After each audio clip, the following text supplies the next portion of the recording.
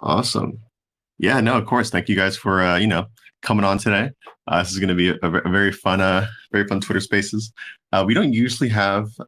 I don't know. I can't remember the last time we had like a Spaces with like a wallet team. So this should be very interesting, actually. Different types of questions this time around.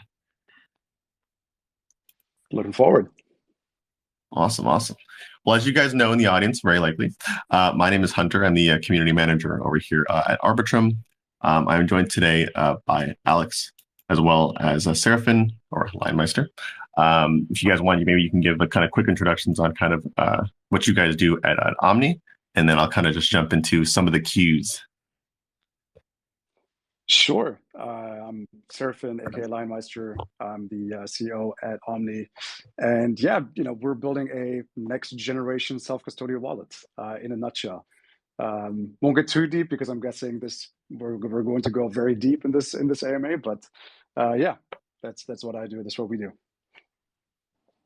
I'm Alex. I go by Kobe and this little green man on Twitter. I'm the CTO, and yeah, just happy to be here and talk about Omni, what we're doing, how it all works. Should be fun. Yes, yes, of course. Again, thank you guys for coming on. So, a couple of questions today. I think it's going to be a very interesting one. For those of you who don't know, Omni actually was just rebranded to Omni from Stake Wallet. And I know there's a couple of different ways we can actually go about starting this, but I think I actually want to ask, I want to start off with first, why the rebrand? And then maybe like kind of tilt into the actual kind of product of the wallet itself. But yeah, first of all, yeah, exactly. Like, why rebrand to Omni? Yeah, it was a tough choice to be honest because we absolutely love the Stake Wallet brand, and not sure how many in the audience have actually interacted with Stake Wallet prior to this, but we had all these little stake, figurines and characters. We had, a cow that kind of looked like Salt Bay, which was called Kobe, and we had, an ape that was kind of like a take on Harambe, and yeah, it was kind of like a very fun and endearing brand. But so when Omni then Stake Wallet started, it was really a passion project, right? It was April of last year, and it was really awesome to see post DeFi summer how the multi-chain ecosystem had taken off, right? Things were really burgeoning, within the Ethereum ecosystem, but also outside of it. And there was more and more infrastructure being built, and more use cases. NFTs really took off, and yeah, people really started to actually utilize a lot of the infrastructure, right? Which was very different from 2017, 2016, when a lot of people speculated on what would get used. This time around actually was real usage. The one thing that really kind of stood out was how absolutely terrible the wallet experience was, right? This was a lot of things felt very next gen, and again, like the UX had definitely improved quite a lot, but the wallet still felt like totally left behind. Really felt like a Windows 95 type equivalent. And the idea behind Stake Wallet was initially to build a wallet that was usable across all chains. It was going to be mobile first, needed no setup, and we also wanted to build around the concept of a fat wallet, which was very much different from thin wallets, which wallets had historically been. So if you think about wallets, it's kind of like this very utilitarian part of the stack, which basically just concerns itself with three things, which is asset custody, key management, and transaction signing. Right. Everything else kind of like happens outside of the wallet, and you only use your wallet for these types of for these three activities basically. Um, and what we wanted to do is we wanted to build something that actually had a functionality natively accessible, right? We wanted the wallet to be something where users could do more than just sign transactions. We wanted this to be something that you could go to easily perform some of the most important processes in Web3 directly in the wallet itself. And we started with staking, because staking was, on the one hand, extremely important for the networks in terms of security, and getting users to easily participate was extremely important at the protocol layer. But also in terms of yield, it's actually one of the safest type of yield that you can get, protocol yield that is, right? Because you actually have revenues from the protocols which are being distributed to users via staking. And so we wanted to address that, because while it was so important, it was also extremely broken. Every protocol had their own, every chain had their own staking flow. You basically needed to relearn it from scratch. every single time that you interacted with a staking contract. You had, on some networks you needed to bridge from one chain to the other, and then you had like minimum staking requirements in terms of minimum amounts. In some other ones, you actually had to activate a stake after a certain period, and so on. So it was extremely broken, which there was this extreme asymmetry between importance and kind of usability. So we wanted to tackle that first as the first sort of native integration, and that's what we built out. We then kind of like quickly went above and beyond just staking, and we started to get into liquid staking. We started to getting into yield vaults. So we worked together with Yearn and started to add Yearn vaults across different protocols. And we started to add NFT support. We started to have a fiat on-ramp natively accessible, etc. So, we were kind of pushing the envelope in terms of like what the native integrations were that we made accessible in the wallet itself. However, the name Stake Wallet was still very much a riff on, staking being the first frontier of native integrations.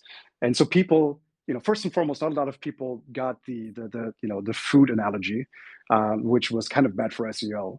So not a lot of people were actually able to find us when they heard about us in passing. And then also people that actually did get it thought that we were just, the staking wallet. And while again, this was kind of like the first signature piece of technology that we developed, and we're very proud of it, it was also not the full scope, right? We really wanted to build a wallet that was, that really could do it all in one place, right? And so this current release that we just brought to market last week, allows you to not just stake in 3 taps across all protocols that we support, which is fully self-custodial, by the way. So there's a lot of heavy lifting under the hood that's going on the different SDKs that we support in order to make that possible. But so we have staking, we have liquid staking, we have NFT supports across most of the protocols that we support. We have now native bridges and swaps. So you can go from any EVM, any layer 2 and Solana, bridge and swap in one transaction. It's extremely smooth. We have ledger support, so you can actually hook up your ledger and leave all of your funds, safely in your hardware wallet, while still having, your NFTs accessible wherever you go, and you can check your balances and easily perform, transactions if you want to sign with your ledger. And we also have, for instance, Aave v3 now fully supported, also in 3 taps, extremely simple. So with that, with us having so much more functionality and wanting to push the envelope on what a wallet should be, it was kind of, time to rebrand. That's also why we went for Omni, Omni chain, Omni asset, Omni yield, kind of everything in one place while being fully self-custodial, right? So it took us 1.5 years to get to this point, but yeah, long answer for why the rebrand, but yeah, that's kind of the backstory. No, that was a beautiful answer. It totally makes sense too. I'm happy actually with how you tie that up kind of in the end there, because to me when I hear the word Omni, I hear multi-chain. I mean, and like obviously I think everyone knows that at the end of the day it's a multi-chain future, right? Like as to me personally, as much as I'd love for everyone's assets to only live on Ethereum and Arbitrum, we know that there are so many different options out there and so many different chains that people choose to use. So it makes sense to just give them the option in that case. But also, like when you said, also give them options in terms of like in-app features that maybe you couldn't really access anywhere else. And I guess that kind of maybe leads me to my next question is like, yeah, and you mentioned a lot of it potentially, but what would you say differentiates Omni from other kind of just different wallets that currently exist out there? Yeah, so I think and Alex, feel free to chime in here. But I think from my perspective, it's our radical focus on reducing complexity, right? So that's probably still one of the biggest hurdles for Web3 adoption at large, is things are extremely complex, they feel very, very manual. And if you want to do it right, if you want to reduce complexity, while still giving users full ownership of their assets, meaning them managing their own keys, that's very tough, right? That's also why, making things simple and easy to use and making it seem like it's Web3, but it not being Web3 is very, I think is kind of, a very easy way of addressing this. And it's also very popular with people. People love, things that are just easy to use. That's why CeFi was as popular as it was, right? And I think a lot of people probably either didn't know or didn't care that they were effectively handing over all of their crypto and lesson learned the hard way. But removing complexity and abstracting away complexity is kind of like what really differentiates us, and I think it has extremely important knock-on effects, right? Because when you have complexity, you have high barriers to entry, which means less people can participate, which means the possible, like the potential market cap is radically reduced, which is bad for everybody. Also, when you have complexity, you have a lot of risk. You have a risk of like signing the wrong transaction, interacting with the wrong smart contract. So if we bring something natively into the wallet itself, such as interactions with a staking contract, we actually abstract away, the risk of you signing a wrong transaction, right? So it makes the entire experience, like the entire endeavor, a lot safer. That risk, to maybe also touch on that risk obviously also leads to a higher churn rate, right? If you don't address the risk and you don't address the complexity. When people interact with the wrong contract or get rugged and get burned, there's a risk of them churning out of Web3 and saying, this is just not for me, right? Which again, reduces the market cap even further. So for us to address complexity, I think is actually extremely important for, general adoption, for the market cap, and for users trust in the ecosystem that we're building. While even if it's trustless, people still need to trust that that this is the right path forward. So I think that's really the thing that really differentiates us, is abstracting away complexity, bringing things natively into the wallet itself, and just making it extremely easy to use. Yeah, I can also quickly jump in here. So from my perspective, there's another big difference with a lot of wallets is that, and we try to basically give every network, like a similar, we try to give users on every network like a similar experience. So maybe, I think the UX pushed forward by wallets of previous years, right, was all about like switching active context and like managing your network manually. And for us, maybe some other wallets, right, when you switch network, you lose some features, and we try to ship everything in like a truly multi-chain way, right? Like that's why we have staking integrations across so many networks, why we have NFTs across so many networks. Like there's probably a likely future for Web3 where users like don't necessarily care so much about the underlying network, as long as they have their USDC or their DAI and they can pay for their coffee in a coffee shop. Like it doesn't necessarily matter if of course we love SS3 on Arbitrum, right? But it doesn't necessarily matter if they're there or on Optimism or one of these other L2s. I think also like a big part of our strategy for that, and how I've been talking about it lately, is like Omni is kind of like we're we're a network agnostic wallet, but we're also a virtual machine agnostic wallet. And I think ultimately, like we've kind of like maybe set a standard here, and I think other wallets will follow as soon as they realize what we kind of realized last year. I can kind of explain what I mean by that, but like basically right now you have wallets, right, that are scoped to like a virtual machine, or in the worst case, like a single network. So just like that example I gave MetaMask, right? Yes, you have this network picker and you can choose all your different networks and you can use Arbitrum and Ethereum and Avalanche and Phantom. The list goes on, right? But you're really scoped to those EVM compatible networks. There's like, the Phantom, the Solana extension wallet, right? Like it only works with Solana and like by extension, the Solana VM. So these wallets, right? Like they're, and thinking that they've like hitched themselves to and thinking that they're like aligned with the ecosystem, right? They've kind of like mistakenly hitched themselves to a VM, and whether or not that VM is parasitic to like the network they wanted to initially support. I think that's like, look at Avalanche and Ethereum, right? These are competing ecosystems and competing networks, but MetaMask supports both like interchangeably, right? But if, for example, like a Cosmosm L2 launches next week, MetaMask won't be in a position to support that, right? They don't have the infrastructure, and all the users who want to use this new Ethereum Cosmosm L2, they're not going to be in a position to use that. Whereas like Omni, with our approach to like it being aggressively multi-chain from the beginning, we're in a little bit of a different situation where like we can roll out a Cosmosm integration a lot easier. And then, we can support all the good things on this network that's like additive to Ethereum, like staking and NFTs and etc. Whereas, yeah, I feel like these other wallets, they will want to do this in the future, but they've kind of like coded themselves into a corner early on. Thank you. Yeah, no, again, thank you for the again very very thorough messaging. It's so funny because I think it's like for I think for some people it'd be hard to follow that up with a question, but I still have questions.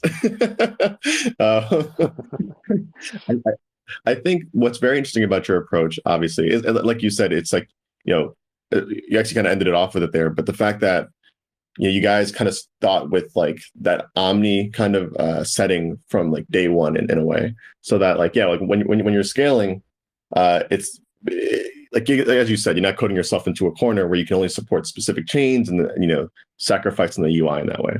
I guess my cue in terms of like the design for the current Omni app, because you guys spoke to it a lot already, is really kind of just actually on like scaling those integrations in a world where there's going to just be more and more chains, and even more dApps on those chains, like every week, right? I mean, like is there kind of like some sort of I guess like I guess I'm just wondering like how you guys plan on tackling the amount of dApps and stuff like that coming to these chains while being able to integrate them in app and make them look beautiful. Hopefully that question made sense. Yeah, no, totally. I think our approach is we always want to be a little bit careful, right? So we've actually built at tremendous speed, which is all credit to Alex and our tech team. We've built on now 27 protocols with more depth within like a little bit more than a year compared to other teams which have barely achieved to do this in for one chain. And I'm not trying to mark like any of the new entrants into the space. I think there are a lot of like new wallet entrants, which is great, but I'm more so marking the established players, which are which I think is like holding back the entire ecosystem tremendously. But the way that we're approaching it is first and foremost we want to make sure that there's actually sufficient infrastructure, that we actually have all the tools available to service that that chain. That's important, and that's not just from an asset custody perspective and a key management perspective, but again also is there an API that we can tap into in order for us to be able to pull your NFTs from, for instance, Arbitrum into Omni, right? Are there any high fidelity lending platforms on that protocol which we can utilize in order to bring the respective pools into the wallet? Is there a good bridge that we can utilize in order to allow users to easily hop over from chain X to the new chain that we just added? So having a sufficient amount of infrastructure in place is critical. And then obviously it's also a question of what exactly is the type of activity that is happening on that chain. There's some chains which are notorious for relatively low quality projects being launched in them. Of course, we're a little bit more careful servicing those chains and would rather go where there are high fidelity projects building very interesting stuff that we think our users would want to have easy access to. So those are kind of the heuristics by which we go. And then there are more fine-grained questions such as which yield vault do we actually want to integrate, which lending pools do we want to service, etc., which goes a little bit more into an economics analysis. But yeah, from a high level, that's kind of what the heuristics that we apply to make decisions on which chains to integrate and when.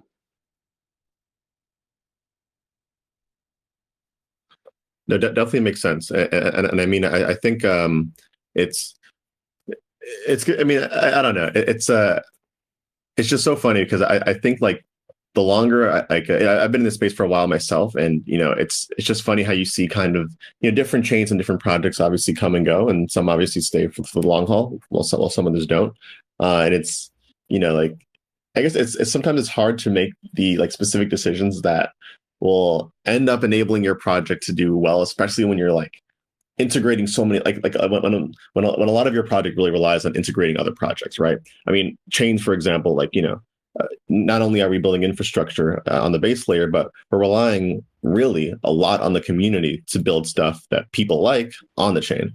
So and obviously wallets is very, very similar, at least the way you guys approach wallets, which is why I think it's very cool. It's almost like I think like in a way like where wallets used to be kind of like this thing that you plug in to use dApps, you guys are almost like taking the approach of like your wallet should be like your home, where the dApps almost can like live within the wallet itself, almost like similar to a chain. Just crazy. Yeah, totally. No, 100% agree, right? And I think if we take a look at, for instance, feedback also from our users, what do our users really like about Omni? It's specifically those native integrations, right? Which again, reducing complexity just means it's easier to adopt, which is a net positive for the ecosystem. And again, we spent so much time building this out.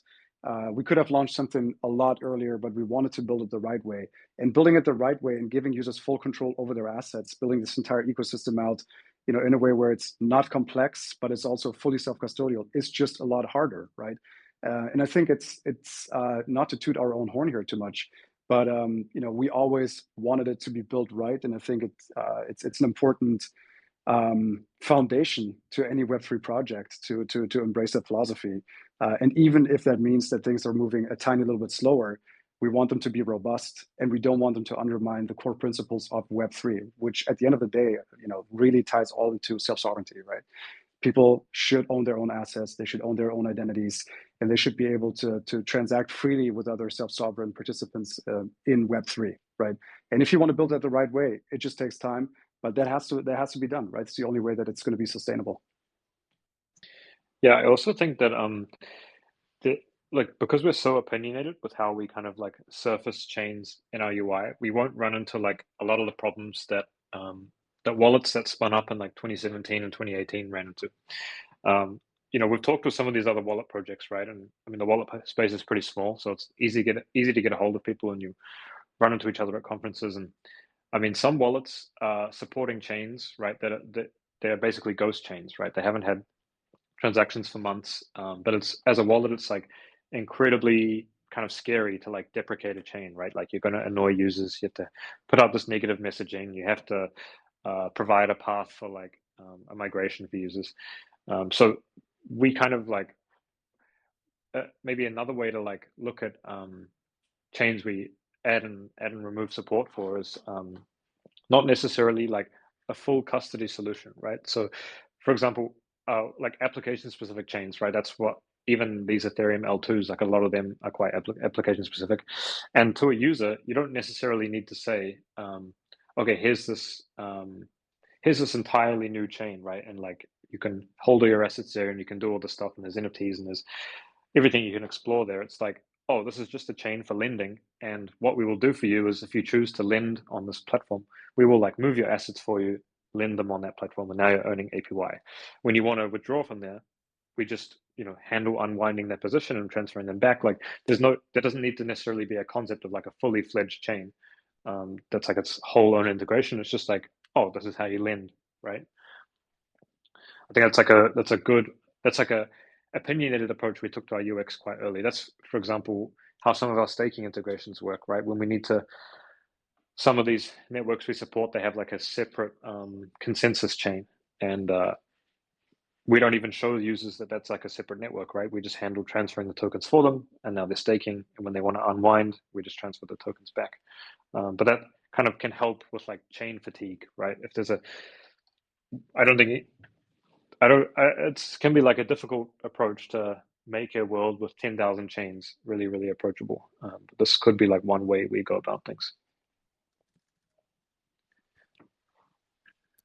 No, totally agreed. Yeah, and I think in a way it's like one thing that I've heard actually a lot of people talk about, especially on crypto Twitter, but like kind of like abstracting all that like all that away, but also still making sure the user is at least somewhat informed about potential like security trade-offs that they're using, when they're using one chain versus another.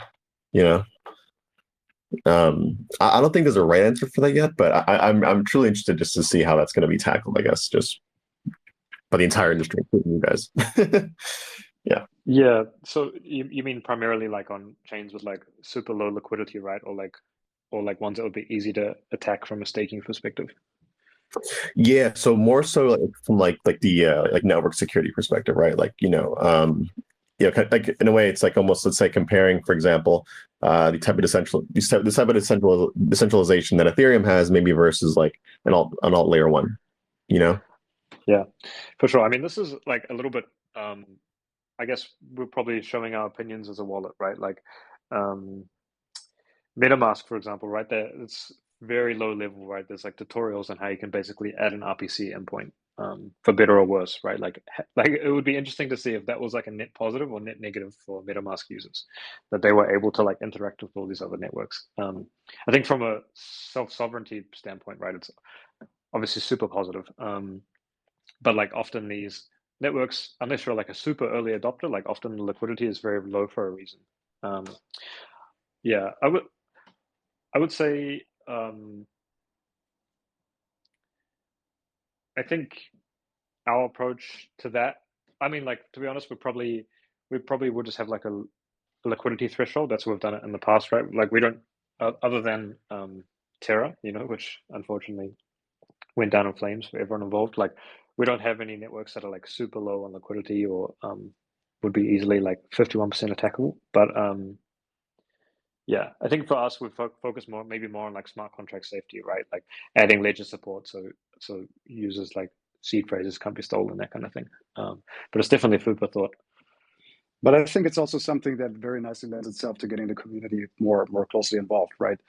So we're still in the early innings of building Omni and bringing Omni to the market. But I think as Web3 literacy increases, and as hopefully also coverage of security benefits and trade-offs becomes more easily accessible and understandable to most people, I think it's also something where you can just uh, let the users vote on what exactly they would want to integrate into a wallet such as Omni, right?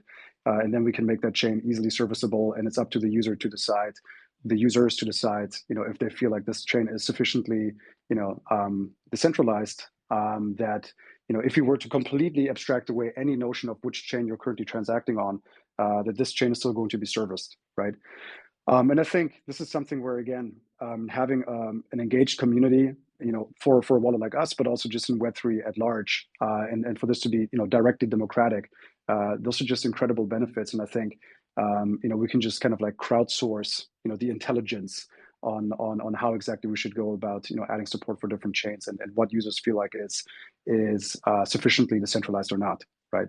So again, I think ultimately letting this be a very directly democratic process is probably the way to go. And then our kind of like role in this and responsibility in this is giving the users that we're servicing and hopefully also beyond enough materials for them to easily understand what exactly those trade-offs are. And just that's also the reason why we produce a lot of educational content. To date, we've written more than 130 articles, and we try to not just reduce complexity within the app itself, but also outside of it, such that when users look for an answer to a very specific question, that they have a very easy to digest article.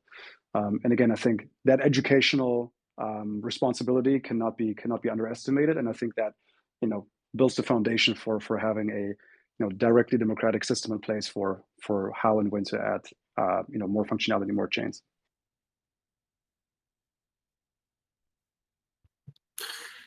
Totally, totally.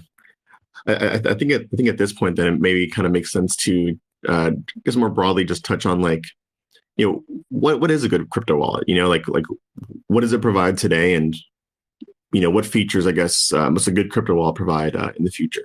I mean, hard question to answer, right? Because we don't, crypto industry changes so fast that a year from now, I'm sure it'll be a completely different narrative that we're tackling. But did you guys have any just like thoughts on that? Like good crypto wallet, what it provides today, what it provides in the future potentially? Yeah, I can just kind of give you my personal take on this. And Alex's might be a little different, but I think for me, it's about finding the right balance. Like a good wallet finds the right balance between being a destination and also, being a gateway.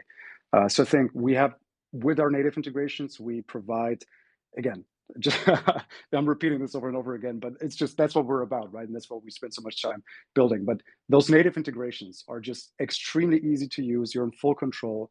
And once you, for instance, liquid stake, you can easily deposit a liquid asset into a lending pool and get additional yield on it.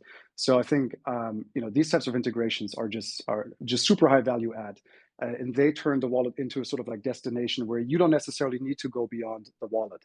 And we're adding more integrations such that you can do even more outside of bridging and swapping and buying crypto or lending it out. There's a lot more to come. but I think that kind of positions the wallet as a destination. At the same time, it's also important that the wallet is a gateway, right? We don't want this to be paternalistic where we tell the users, here's what you can do and what you can't do. We're implicitly voting for what we find more important by integrating things natively. But at the same time, we want to give users the easiest possible way to participate in anything that lies beyond the wallet, right?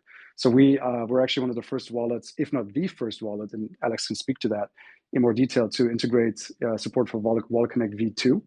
And we're really pushing the boundaries and helping other protocols to think through the Wallet Connect spec, and having easy accessibility of dApps across various different chains, with, for instance, Wallet Connect, and turning the wallet into a gateway is also very important. So walking that kind of like fine line, I think is very, very important now, and I think will only become more important in the future as Web3 grows.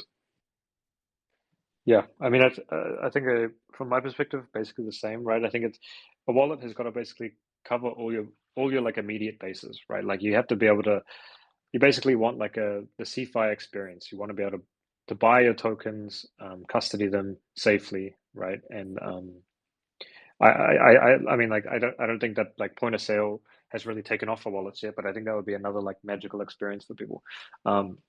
But previously, before Omni, like the number one question I kind of got when onboarding people into a crypto wallet, whichever one it was, is they would kind of always say, "Okay, well, what now?" And I think we've like very nicely answered that "what now" question. I think there's so much you can do once you have a wallet. Everyone has that, like, again, that magical experience, right, of like swapping on Uniswap.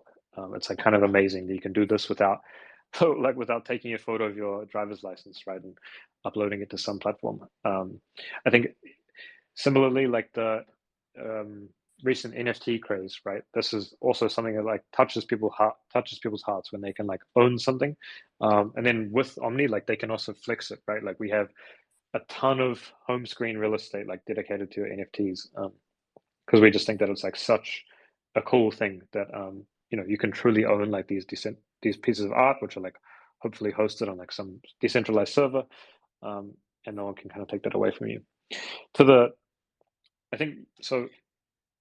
This what now question is like also kind of what wallets are all about, right? Like nowadays you can basically bring your wallet to any decentralized application via the power of Wallet Connect and like do everything you would. It's basically just as good as like a browser extension wallet. With V2, right, which we're like a very keen supporter of, it'll just be that on steroids, right? Like all of your favorite like VM independent applications, right, can be used via Wallet Connect. So you can do your swaps on Saber, like a Solana dApp. You can buy an NFT on a Near via a Near smart contract, right? And then you can come back to Ethereum and lend on Aave or something. So I think for a wallet, you've got to cover the bases, and then you've got to also answer that what's next question. I am totally aligned, especially with that what's next question. It's funny. I think actually on the last space that we had, we were speaking with GMX and DopeX, and someone had came up from the crowd and asked, like from a user perspective, it's sometimes a little difficult to know that I can kind of interact with both of these said dApps and use one and then kind of jump and use another one and have them both complement each other. And I think the person had mentioned that like it'd be very how do you say, it'd be very convenient if there was like some sort of like a dApp mall. I think it was the way they described it, where it's like you have like multiple dApps within like one UI or like one setting, and you can kind of just click a button and kind of maybe go leverage long on something, and then click the button next to it and maybe like hedge with with an options trade, for example. And it's interesting because in a way, that's kind of how I'd almost say that's kind of how like centralized finance works a little bit right now. Like, for example, if anyone has like a Robinhood account, right? You think about it, your quote unquote wallet is literally in the app, and then obviously if you want to buy something, let's say you want to swap for something, essentially is what it is in crypto, you would just go ahead and search up the stock you want to buy and buy it right away, right? So that what now question is so interesting. It's just so funny how to me, I guess it's more of like a business question at the end of the day. If you yourself want to build something, I guess, or if you want to integrate someone else's product. So many thoughts racing through the head right now. Yeah, I think actually that question is for us, it's a very, very clear answer. We do not want to build any infrastructure or any dApps or anything of that sort ourselves, right? We really see ourselves as like our mission is to remove friction from access, making things just very, very easy for users to interact with. That's really what we're about, right? We're building that consumer touch point that makes all of that very easily accessible. We definitely at no point in time want to cannibalize the market that we're ultimately trying to serve, right? I think that'd be a huge mistake if we started to all of a sudden build, yield vaults ourselves because we can just skim that extra percentage off top. I think that would immediately undermine you know, the that would immediately undermine everything that we're building and our reputation. So I think ultimately for us, it's just working with the people that are building amazing stuff and just making it even easier for people to get involved in whatever that is being built, and hopefully bringing that to the masses. Right, that's what we really see us as doing. So on that note of kind of, just even mentioning CeFi, I guess, what do you guys think the future holds for platforms? I guess you could say like Robinhood, like again, centralized finance applications. If we are essentially approaching a world where wallets are going to honestly take more of the Omni approach, where you're integrating everything in app, and you're just trying to make a more curated experience, for the user at the end of the day. Yeah, I think there are a lot of lessons from CeFi, right? It can't be underestimated how appealing that value proposition was to a lot of people. It's very, very clear from like a first principles perspective that Web3 is of immense interest to a lot of people, a lot more people than our industry can currently service, right?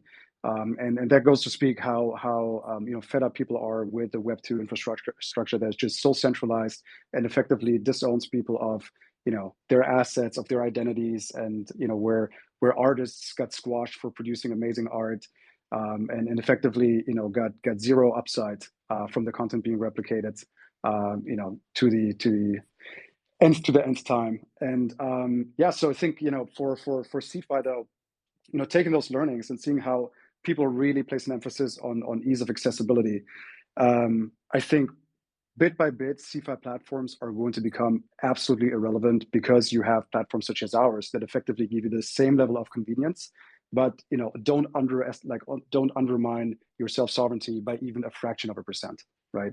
And that's really our mission, making it as easy as CeFi, but it being fully DeFi. And again, it's a lot harder to build, but ultimately, I think this is the only sustainable way for us to build Web3, and get everybody into Web3, right? So CeFi platforms, interesting learning. Unfortunately, also a lesson learned the hard way. But accessibility, ease of use is so extremely important to so many people, and we really want to make sure that we can deliver that while not undermining any component in the principles of Web3. Yeah, so the question was basically like, what does the future hold, right, for wallets? And I think, or for Web3 at large, right? And I think now that, I mean, maybe it's like sacrilege to say, but I feel like we're, squarely back into to a bear market, right? And it's always like, I feel like each bull market is a good time to look back and see how different the industry was compared to last time. And I think the next bull market, I think that will be a little bit closer to what mass adoption will look like, right? I think social media, right? We're starting to see a few of these pop up that are actually like decentralized social media platforms where like people can't be deplatformed. There are lots of discussions around like I think identity for NFTs has always been like long talked about, right? But now there are a lot of standards coming through which actually like have a bit of weight behind them.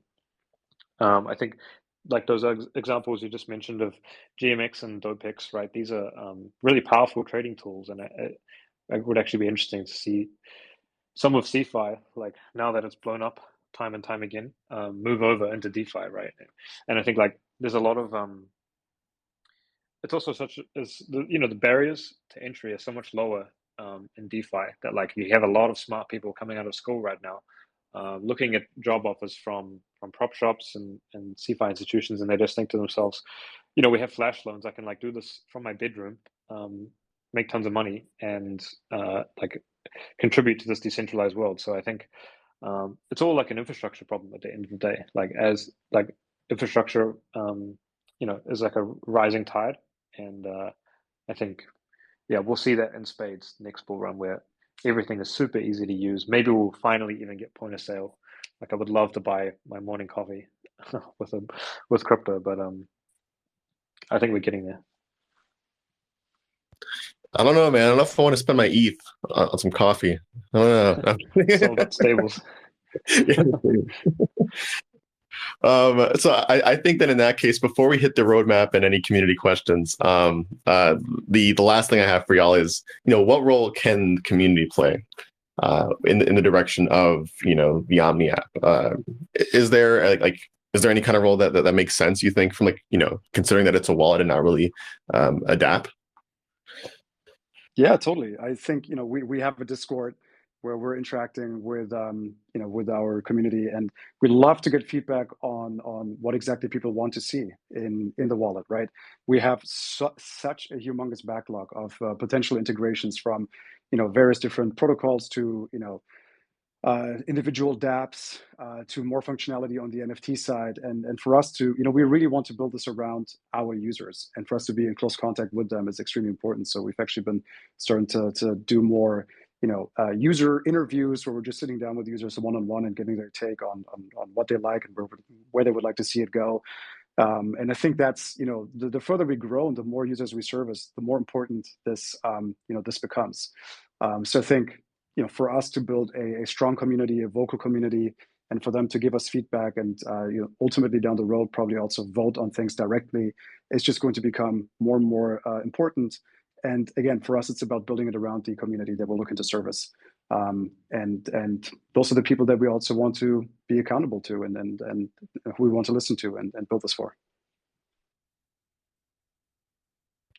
Totally. I mean, maybe I'll just add one thing, right? I think like when we started up, what was then Stake Wallet and now Omni, like kind of the idea was addressing our own pain points, right? Like we kind of wanted to build a wallet that we ourselves would use, and we had this like very clear goal of staking sucks, and like let's make it a bit better. And now that we have a wallet with so much functionality, I think it's a great time for us to like also talk to people and see what they like and see what they don't like about our product.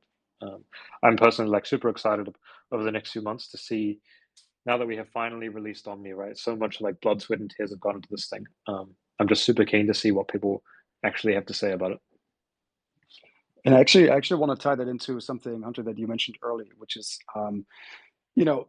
people still wanting to kind of know which chains their transactions are being routed via, et cetera, and how do we exactly arrive at, a consensus around what is sufficiently decentralized, and should we be servicing that chain and community involvement in that.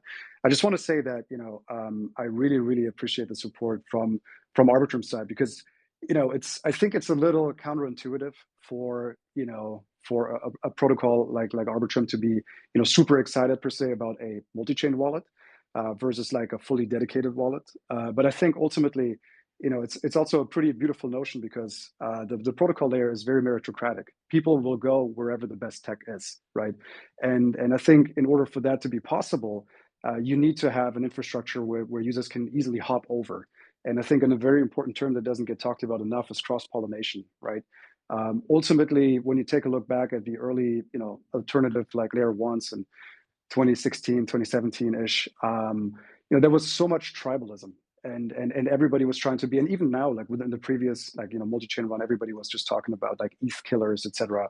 And I think that's just a very misguided and dangerous notion, because at the end of the day, we all want to build Web3 together. And this is such like our entire, like our total addressable market is virtually anything digital, right? And it's such a powerful and beautiful vision, that users can own their own identities, can own their own assets. And we should all be, working towards this goal, and seeing how things have become more composable over time. And, you're talking about, for instance, this dApp mall, things just seamlessly plugging together, even though it was built by two totally different teams, and it's accessible to anybody, anywhere in the world. That's such a powerful vision. And ultimately, I think at the protocol layer, it's going to be entirely meritocratic. Whoever builds the tech, like the best tech, is going to win. And I think it's also, teams like Arbitrum that are embracing a multi-chain future and that are not afraid of it, but that are excited about it, are the ones that actually, implicitly just show their confidence in their own abilities to build this and what they have already built. And so I just want to say a huge thank you for that. And I think it's at the sort of like it's a very foundational piece for making Web3 really work, because it's not about tribalism. It's about building around this common concept of self sovereignty. So really appreciate that. And again, that's kind of like what we're trying to do from the wallet side is make that more and more accessible and get people involved without undermining the core principles of Web3. Yeah, again, totally, and I, of course appreciate it. I mean, it's a very interesting space to be in. I'll tell you that much. I mean, you just going to so many different conferences and being in crypto for a while. Like you guys definitely know, it's like yeah, like the I guess you could say. I mean, I hate to say the word, but like the vibe of the space tends to change over time. But at the end of the day, it's like most people kind of just see this as like okay, like it's pretty much your bags against mine. I think that's what at the core, like a lot of people kind of like that's where like the tribalism comes from, at least from what I've seen. But yeah, no, as long as we have like those core principles in mind, just making sure the tech is there, making sure the UI is there for when we want to onboard like the next, as they say, like a million users. That's all that really matters. For sure, but the thing is, like, that it's exactly that perspective, which is very short term and very zero sum, right? Like this is not, and this is also why it's important to get more people into Web3. It's not because it's just a game of like who's holding the bag. It's about again just bringing our technology to more and more people, and actual usage of the protocols will lead to the bags increasing in size, right? So this is it's something where if we're building this in a meritocratic way, virtually everybody can win if we are sticking to the foundations that we're really building around with Web3, right? So I totally understand. I mean, this is the reality that it's a lot of like your back versus my back, but I think it's we all need to kind of like try to go beyond that narrative in order to see that what's really at stake here is bringing digital freedom to virtually everybody, and if we all play our part, it's a win-win for everybody, right? It's not a zero-sum game. So yeah. Again, tough in the short term, but that's really, I think, where the bar should be in terms of like medium to long term. Agreed, 100% agreed. And on that medium to long term note, is there anything else you guys can give us on like the roadmap of Omni? I know you mentioned you really want to be focusing on user feedback and stuff. Was there anything else kind of in that roadmap you guys wanted to share? Sure, Alex, you want to take this? Yeah. I mean, where to begin, right? I think having just put out such a huge amount of work into the market, we were, like as we already said, super receptive to feedback, and we'll be spending a little bit of time before we get back to our normal shipping schedule, just to make sure that like what we've put out is like 100% polished. But looking forward, I mean, there's just so many, there's a ton of low-hanging fruit, right? I think we when we kind of think about you just mentioned onboarding the next million users, but I think the actual saying is onboarding the next billion. And when I think about onboarding the next billion users, I'm not totally sure that seed phrases are going to be, or ledger devices are going to be the way to do it. I think that those two options, right? You cut out everyone who doesn't have like $100 to spend on a ledger, and you cut out all the illiterate people, right? So I think even though we're like mobile first, I think we can do better. So yeah, we're looking a lot at things such as like account abstraction, right? MPC wallets, anything that basically makes it easier for users to like have a one-click spin up, assigning guardians, safely signing transactions, that kind of thing. We've played around with this is definitely, yeah, I would say like that's probably on the side of extremely cool, but like extremely technical and nerdy. And I think on the other side, we also want to have fun, right? I think we've been looking at kind of an interesting concept where we've built some internal proof of concepts with, right? Where you would basically spin up the minute you set up your Omni wallet, you would basically be given a MySpace kind of like web profile, which you could then customize, right, with all your multi-chain NFTs. You can set music to it, that kind of thing. That's kind of, that that kind of thing is just like incredibly cool, but maybe like less objectively useful than NPC wallets. I think now that we also have, uh, so we recently launched our bridging tech, right, which is pretty cool. So how it kind of works is um, we use like these bridge and DEX aggregators behind the scenes. So given a request, right, to go from say USDC on Arbitrum to Uni on ETH, right, we can hopefully like provide you a route via our providers, and like it kind of just happens seamlessly. And we also have like dexes on Solana, but we really want to like go beyond that, right? And just again, like give users the option to just go anywhere and do anything. So that means like bridging and swapping on more obscure chains, right? We want to kind of just not be so opinionated about just EVM and Solana, but give people the option to go, I don't know, near Tezos, Cosmos, that kind of thing. Honestly, we could go on forever about our roadmap, but I think that's like some things we're immediately thinking about. Yeah, and also like some more experimental stuff, right? I think a little bit more like medium term, not necessarily super short term. Also things such as like decentralized chat apps, right? I think that especially with Web3 identities and like ENS, etc., turning blockchain into a disruptor for instance WhatsApp is just such a low hanging fruit. And servicing something like that directly through the wallet, I think is actually very, very cool, right? Because you'll have all of your assets there, all of your tokens and NFTs, and you can move everything around. But it'd be very, very cool if you can then also directly communicate with other wallets, right? I think the more we're seeing Web3 kind of go into established Web2 use cases, the more interesting this will also become to adopt for for people that may not have any ETH at all at this point in time. So I think for us to also build around those use cases that are a little bit more future forward, it's also going to be exciting. Kind of like later Q4, early Q1 next year and beyond. And yeah, we really want to push the envelope in terms of what a wallet is, what it should be, and what it can be. Yeah, again, we want to do all of this while giving users full control. So we got a lot of exciting stuff coming up. I love it. I love it. An endless stream of updates and expectations. For We have sure. no shortage of ideas, I'll tell you that. Oh, totally. No, and I think that's probably the coolest part about working on, a wallet product that, you can go almost any way in any direction and it'll still be just like not enough. Awesome. So I think we can jump to community questions. Just to be mindful of the time, we are looking to end in around 5 minutes. But if anyone has any cues, wants to raise their hand, feel free to, raise your hand. Actually, yeah, and we'll bring you up.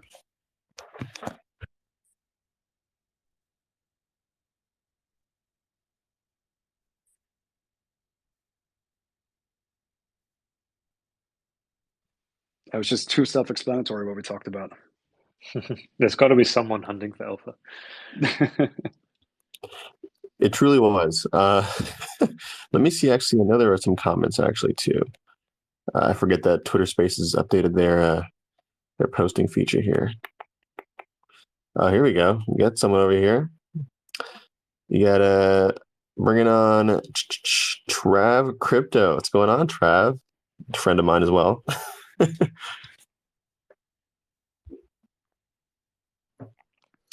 Hey guys, I just had a quick question. Lionmeister mentioned previously regarding, like cross-pollination, which I totally agree with amongst communities, and how we're all trying to kind of push the Web3 space forward as a whole. My question, I guess, is more concerning. Would you say that there are certain layer one blockchains or alternative blockchains that are trying to solve the speed and scalability issue that aren't necessarily the best for new users? Like maybe there's certain blockchains that aren't really pushing the overall agenda of the space forward. Yeah, totally. I think this goes back to the question of what's sufficiently decentralized, right? And obviously, there is an immediate trade-off between finality and degrees of decentralization. So that's also why we're obviously so bullish on layer twos like Arbitrum. But I think outside of the question of sufficient degrees of this decentralization, which we're still addressing in-house at the moment, and for which we will get our community more involved to make those decisions with us in the future. I think it's also just a question of what exactly can you do on these blockchains, right? When would it be too early to add support? For instance, some of the new blockchains that are jumping up right now. So I mean, Aptos and Sui and some of these others and Say have like raised crazy amounts of venture capital before even having shipped anything meaningful towards mainnet. And the thing is like of course we could try to add support as soon as possible. And obviously from a business perspective, it's not uninteresting for us to use it as a quote unquote greenfield opportunity and be one of the first wallets. But that being said, I think we really would want to make sure that things are actually robust enough for people to use them more easily. We kind of want to see how is what is being built, how is it being built, what is being built by other protocol by other dApps that are building on top of it, what is the kind of user cohort that attracts, and again, I think for us to add support is natively is a kind of like implicit nod of approval from our side, right? We're not saying, oh, this chain is great, like do everything on this chain from now on. But if we make it more easily accessible, of course, there's a certain amount of work that we're taking on from our side in order to make it accessible. So by us making that investment, we are kind of like voting with our time, with our resources. I think we want to be a little bit careful and just kind of see how things are built and what is being built. And yeah, I think there are also like economic questions such as what are the economics of the specific chains, right? Is there actual revenue redistribution happening for instance staking, or is this primarily inflation that is being pumped into the market, right? And I think that's specifically something to watch out for with app chains that can kind of like set their own economic parameters. But yeah, again, I think for us, trying to assess this from a first principles perspective around the core concepts of Web3, and then just seeing how robust the infrastructure is, that's probably most important in the short term. And then the further we go along, the more important it is to get our users involved in the process and getting them to vote on it too, because we don't want to make all the decisions on their behalf, right? We don't want to be too patriarchal and overreaching. But it's a very fine line. So.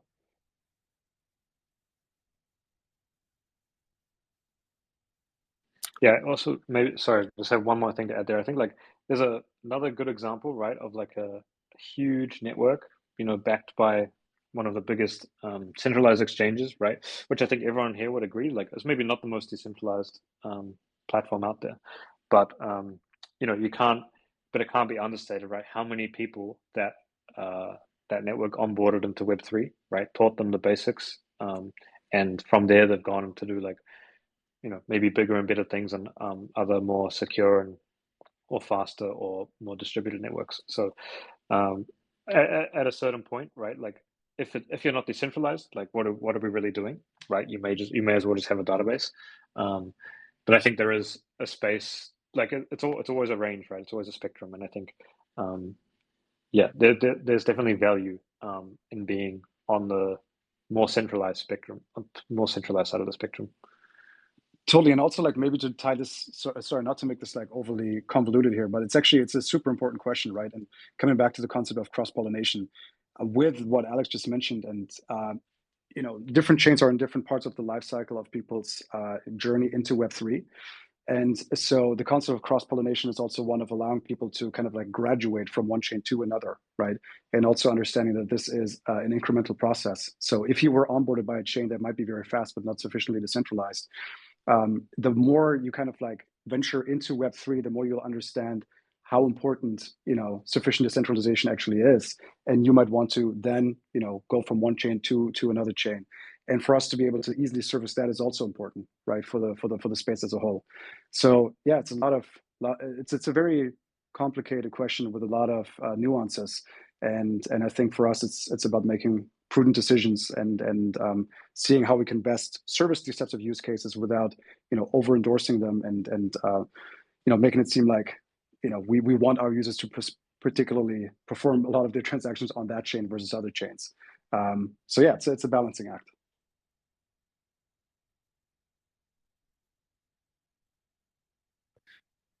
Thank you so much for the cue, Trav. Yeah, awesome answer as usual.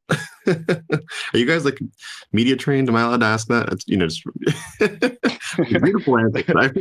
Very beautiful. No, those questions make it easy. No, like no PR agency, no media training, no nothing. It's just, yeah, I think we spend a lot of time in the space and we try to, we talk with a lot of teams in the space and a lot of protocols, and I think we have the luxury of being involved in virtually every ecosystem. So I think those kind of like conversations come up naturally. And again, very, very important to address because they might not have an immediate impact right now in the short term, but we need to build it in a way that if this becomes massively successful, then of course we have all these questions answered right from the get-go, right? So having the your philosophy clearly defined internally, I think is extremely important, even when you're in the early innings. No, totally, 100% agreed. And again, just to remain cognizant of time here, I guess we can kind of end off with for those people in the crowd who want to kind of be part of the Omni community and maybe provide feedback on the app, what's the best way for them to go ahead and do that? Definitely on Discord. So if you go to omni.app, we have links to our Discord. You can also download the app for iOS and Android. We love to engage. If you run into any quarrels, any bugs, we're super responsive also in the support channel. And also Twitter works as well, right? So you can reach out to us there, but definitely Discord is the best way if you want to connect and if you want to provide feedback, and we would be super happy to hear from you. Awesome, guys. Well, again, thank you for coming on today. It was a great conversation. For those who joined late, we'll also make sure to upload this up on YouTube, and I think this is recorded anyway, so you'll be able to listen to it back. But thank you guys for coming on, and we'll see you guys on the next one. For sure. Thank you so much for having us. Thanks so much, everyone. Great to be here.